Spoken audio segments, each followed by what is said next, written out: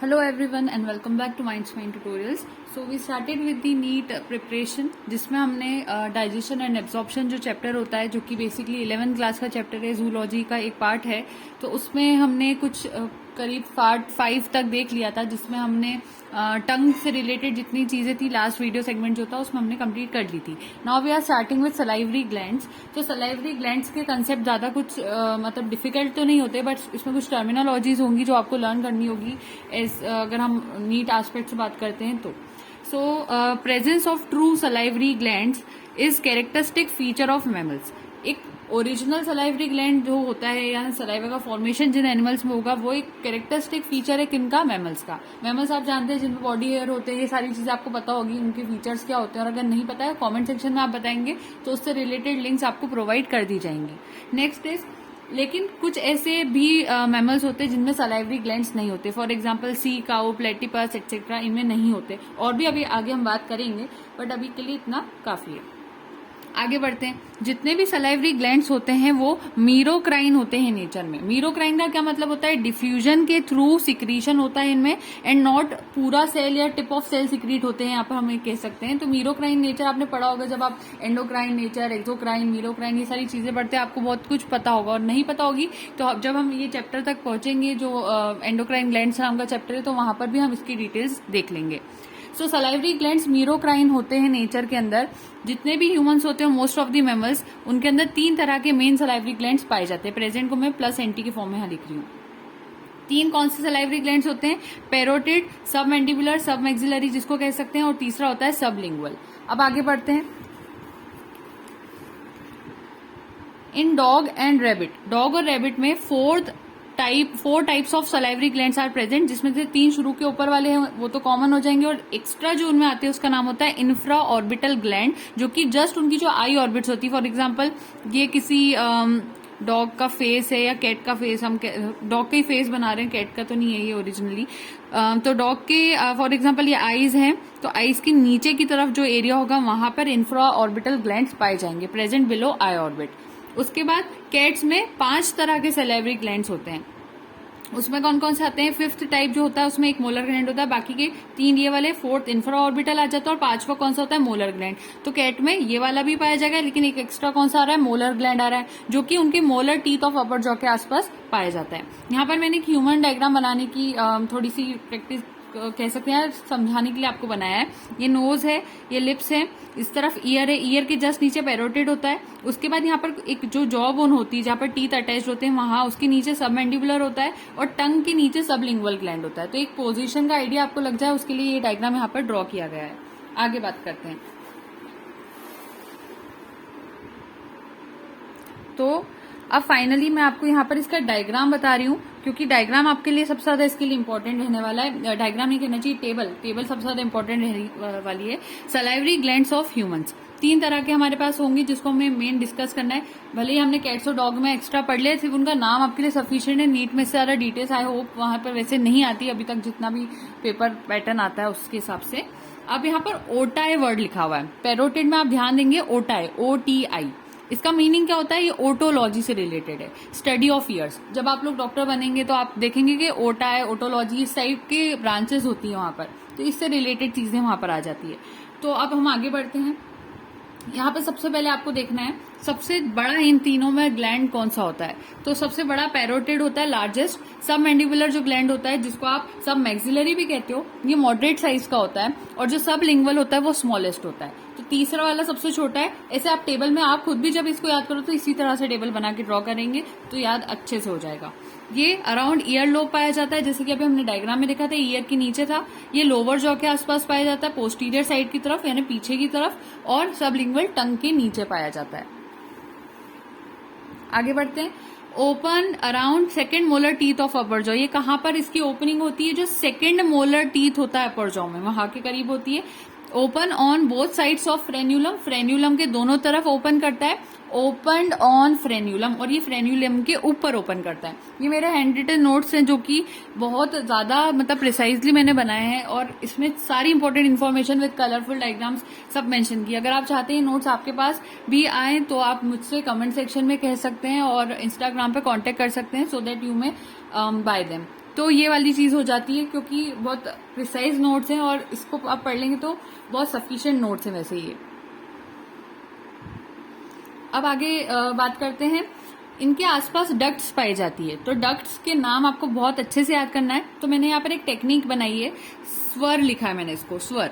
तो स्टेंसन्स duct, वॉटन्स duct, रिवेनस duct, ऐसे भी याद रख सकते हो। एम के ऊपर देखिए मैंने यहाँ एम के साथ डब्ल्यू बनाया है, तो पैटर्न बन रहा है एक तरह से। तो एम से डब्ल्यू आपको याद हो जाएगा कि वहां पर आपको वॉटन्स डक्ट ही ऐड करनी है। तो यहाँ पर स्टेंसन्स डक्ट आती है पैरोटिड में, मैंडिबुलर में वॉटन्स डक्ट आती है, और लिंगवल में रिवेनस डक्ट आती है, जिसका दूसरा नाम बार्थोलिन्स डक्ट भी होता है या सब लिंगुअल डक्ट भी होता है। तो रिवेनस और बार्थोलिन आपको याद रखनी है, ये डक्ट के नाम बहुत इंपॉर्टेंट है। इसके बाद ओरिजिन की बात करते हैं, तो ये एक्टोडर्मल ओरिजिन की होती है, ये एंडोडर्मल ओरिजिन की होती है, और ये एंडोडर्मल ओरिजिन की अगेन होती है। इसका नेचर सीरस होता है, इसका नेचर म्यूकस होता है, और म्यूकस नेचर इधर भी होता है। अब क्वेश्चन यहाँ पर अराइज होता है कि सीरस और म्यूकस क्या होता है, तो वो भी मैंने यहाँ पर ऐड कर दिया नोट्स के अंदर। सीरस नेचर ऐसा नेचर होता है जहां जो सिक्रीशन होता है वो बहुत ज्यादा वाटरी होता है, लेकिन उसमें एंजाइम्स लेस हो जाते हैं।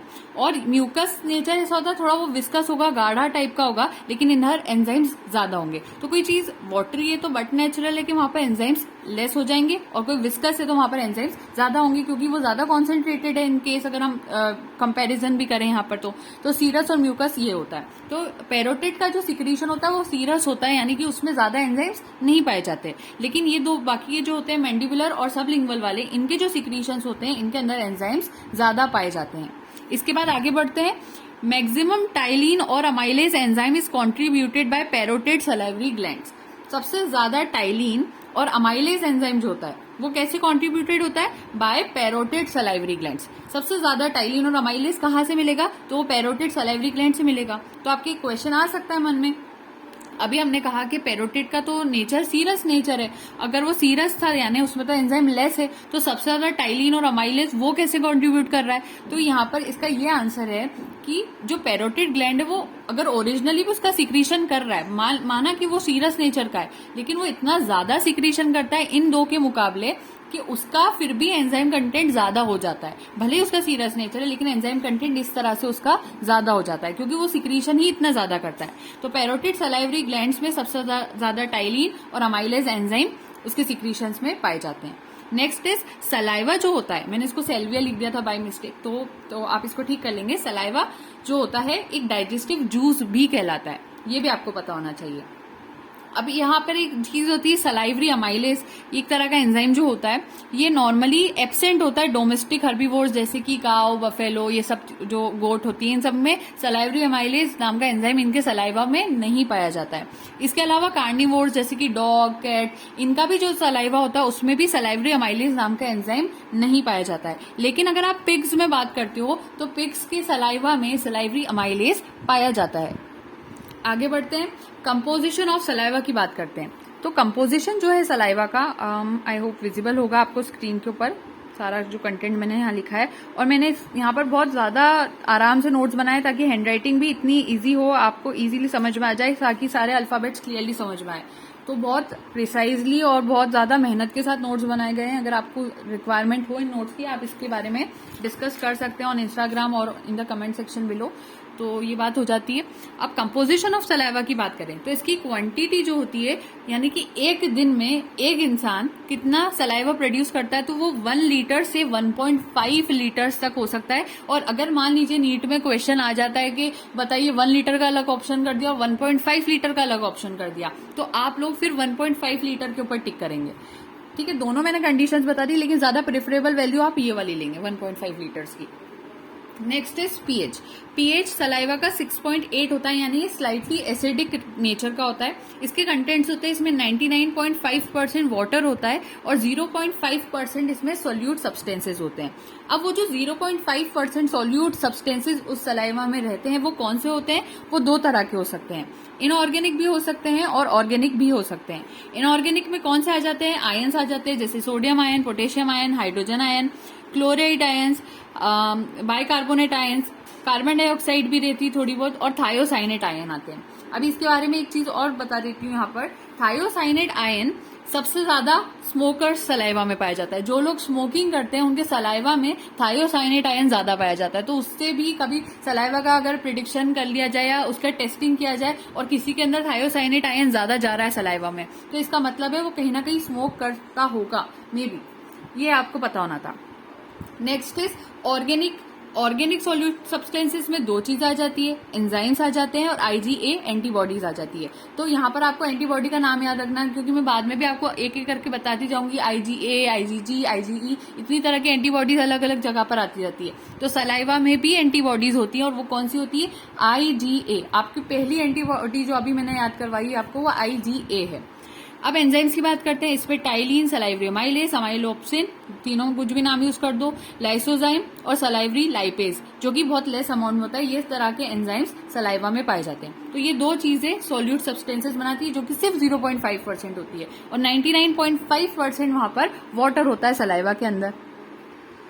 आगे बात करते हैं लाइसोजाइम की। लाइसोजाइम जो कि नाम अभी आपने यहाँ पर पढ़ा था, तो लाइसोजाइम एक बैक्टीरियोसाइडल एंजाइम होता है। बैक्टीरियोसाइडल का मतलब होता है ये बैक्टीरिया को किल करता है। तो नॉर्मली कहा जाता है ना कि कभी किसी इंसान को नॉर्मली, जैसे कि कुछ ऐसे कल्चर्स होते हैं जहाँ पे सलाइवा के थ्रू भी ट्रीटमेंट कर दिया जाता है कुछ वुंड्स वगैरह का, तो वहां पर सब कहते हैं सलाइवा से क्या होगा, तो कहीं ना कहीं क्या होता है, सलाइवा के अंदर एक बैक्टीरियोसाइडल एंजाइम होता है, तो उसका नाम होता है लाइसोजाइम। तो वो क्या करता है कि कहीं अगर बैक्टीरिया है तो वो बैक्टीरिया को किल करने का काम करता है। तो कुछ पुराने एंशिएंट कल्चर्स में, जैसे कि बहुत सारे कल्चर्स होते हैं वहां, सिर्फ मतलब अगर हम बात करें एक पर्टिकुलर कल्चर की, हम यहाँ पर नाम नहीं लेंगे, बहुत सारे कल्चर्स में ये चीजें देखने को मिलती है, इसलिए हम यहाँ पर इसको कल्चर्स का नाम दे देते हैं।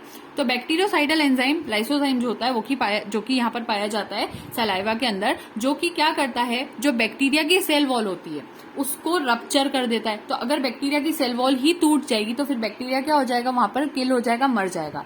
तो ये लाइसोजाइम का काम होता है, जो कि सलाइवा में पाया जाता है और ये बहुत इंपॉर्टेंट पॉइंट है, इसको आपको याद करना ही है। नेक्स्ट इज यहाँ पर अगर मैं बात करती हूँ तो जो कुछ डाइजेशन की अगर मैं बात करूँ तो अमाइलेज जो होता है, सलाइवरी अमाइलेज जो एंजाइम होता है, सबसे ज्यादा कार्बोहाइड्रेट्स पे वर्क करता है और प्रोटीन के अंदर डिफरेंट तरह के एंजाइम्स वर्क करते हैं, वो हम बाद में पढ़ेंगे। और फैट के ऊपर लाइपेज नाम का एंजाइम बहुत अच्छे से वर्क करता है, जो कि सलाइवरी लाइपेज होता है। तो ये सारी चीजें आपको याद रखनी है। अब आगे डिटेल में जाते हैं अमाइलेज की, यानी सलाइवरी अमाइलेज की। तो ये स्टार्च डाइजेस्टिंग एंजाइम कहलाता है, क्योंकि सबसे ज्यादा स्टार्च को अच्छे से डाइजेस्ट करता है। Present in all animals of animal kingdom, और सलाइवरी अमाइलेज ज्यादातर एनिमल किंगडम के सारे एनिमल्स में पाया जाता है, लेकिन अभी मैंने आपको पीछे भी थोड़ा एक्सेप्शन बताया। इसके अलावा सीलेंट्रेट्स में भी बिल्कुल नहीं पाया जाता। ये सबसे प्रिमिटिव एंजाइम होता है एनिमल बॉडी का। इसके बाद क्या होता है, ट्रिप्सिन आता है। ट्रिप्सिन जो होता है वो एक यूनिवर्सल एंजाइम है विदाउट एनी एक्सेप्शन। ये सब में पाया जाएगा, इसका कोई एक्सेप्शन ही नहीं है, ट्रिप्सिन सब में पाया जाता है। अब बात आती है control of secretion of saliva, ये बहुत इंपॉर्टेंट टॉपिक है। तो क्या होता है कि जब भी हम किसी फूड को स्मेल करते हैं, टेस्ट करते हैं या फूड के बारे में अगर माइंड में सोचते भी है, तो सलाइवा का फॉर्मेशन ऑटोमेटिकली हमारे माउथ में होने लगता है। ये आपको पता होगा।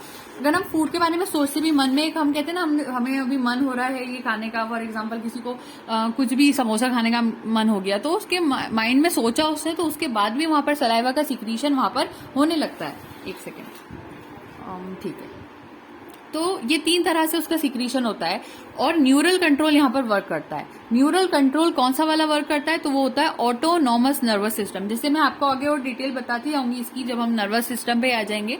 अभी फिलहाल के लिए आप याद रखना, न्यूरल कंट्रोल में एएनएस जो होता है वो सलाइवा के ऊपर यहाँ वर्क करता है। ऑटोनॉमस नर्वस सिस्टम दो तरह का होता है, सिंपैथेटिक नर्वस सिस्टम और पैरासिम्पैथेटिक नर्वस सिस्टम। ये एक्टिवेट होता है स्ट्रेस के टाइम पे। हमेशा याद रखना, सिंपैथेटिक नर्वस सिस्टम स्ट्रेस के टाइम पे रेगुलेट होता है। फॉर एग्जांपल किसी इंसान के सामने डॉग आ गया या शेर आ गया, अब उसको वहां डर लग रहा है, तो जैसे ही वो स्ट्रेस की कंडीशन में जाएगा तो माइंड में कौन सा नर्वस सिस्टम ऑन होगा, सिंपैथेटिक नर्वस सिस्टम।